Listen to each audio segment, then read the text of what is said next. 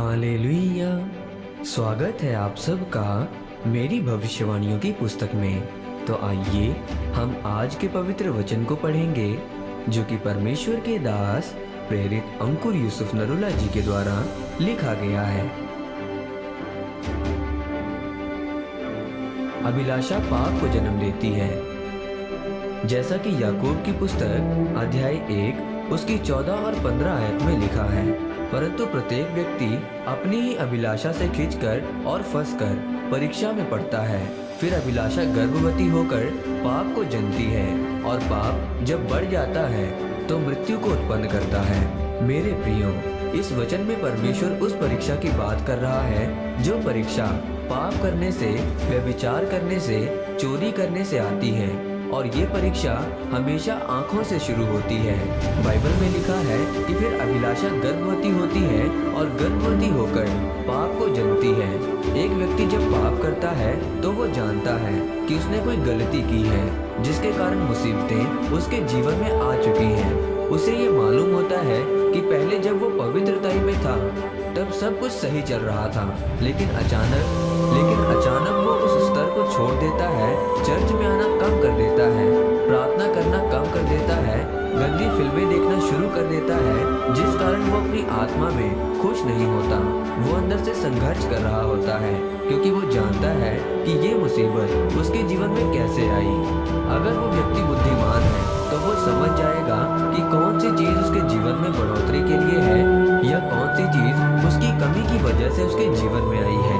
और अगर उसके जीवन में बीमारी आती है तो वो बीमारी उसके जीवन में ऊंचा जाने के लिए होगी, गवाही के लिए होगी।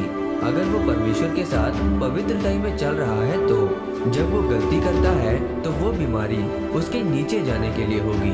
अब वो जानता है कि वो पाप के साथ गर्भवती हो चुका है और उसके लक्षण मुसीबतें, शैतान के अटैक, बीमारियां होती हैं। और अगर वो समझ जाता है तो वो परमेश्वर से माफी मांगेगा और उस पाप के गर्भ को गिरा देगा। लेकिन अगर उसने उस पाप को नहीं छोड़ा तो वो पाप का गर्भ बड़ा होगा और वो मृत्यु को पैदा करेगा। इसीलिए परमेश्वर ने कहा, जिसके पास बुद्धि की घटी है तो मुझसे मांगे तो मैं उसे वो दूंगा।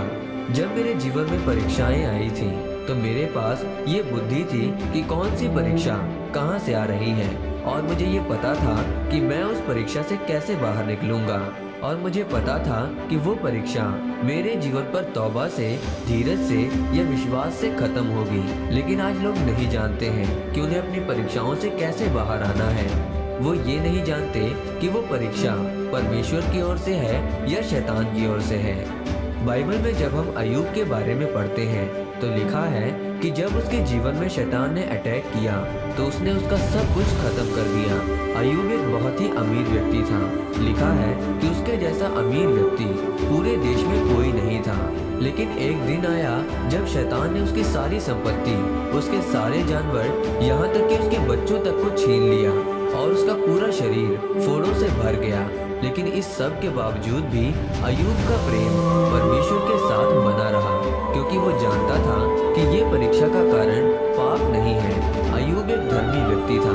उसने कहा, परमेश्वर ने दिया था उसी ने ले लिया, उसी का नाम धन्य हो। उसके इस विश्वास के कारण परमेश्वर ने उसे फिर से खड़ा किया और उसे ऊंचा किया। इसीलिए मेरे प्रियो, अगर आप अपने जीवन में आशीषों को लेना चाहते हैं तो अपनी अभिलाषाओं को खत्म करें और परमेश्वर से बुद्धि को मांगें और वचन को अपने जीवन का आधार मानें। तभी आप पाप से आजाद होकर ऊंचे स्तर पर पहुंचेंगे। आमीन।